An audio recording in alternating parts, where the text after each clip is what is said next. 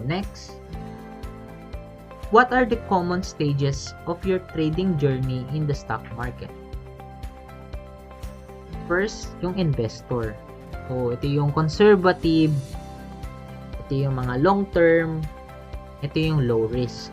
So, initially, dito tayo pumapasok yung mga hindi pa marunong mag-trade. So, wala pa maalam masyado sa trading. So, basically, dito naman tayo nagsisimula lahat. So, everyone start as an investor sa stock market.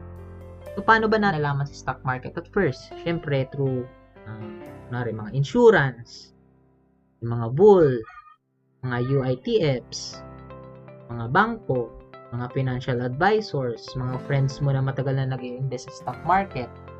Diba? Pero ano yung mindset mo as an investor? Diba more on long-term view, then hold forever strategies? Bili ka tapos papamana mo sa apo mo. So, mas nakapokus tayo on investing sa mga blue chips or yung mga big caps.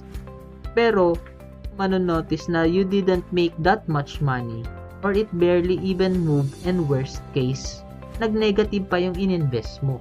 Kunwari, nag-invest ka ng 5,000 noong 2017 pero hindi mo na-anticipate yung 2020 na may pandemic. So, imbis na long-term view, magpa-profit ka, bumagsak. So, dito, magkakaroon ka na ng shift on mindset. Mababago yung result kung paano tayo nag-i-invest. So, from an investor, pasok yung next as a speculator. Once you became a speculator, you take on risk with respect to anticipating future price movements in the hope of making gains. Yung stage sa trading journey na maraming nag-quit dahil naubos yung capital because of that gambling mindset.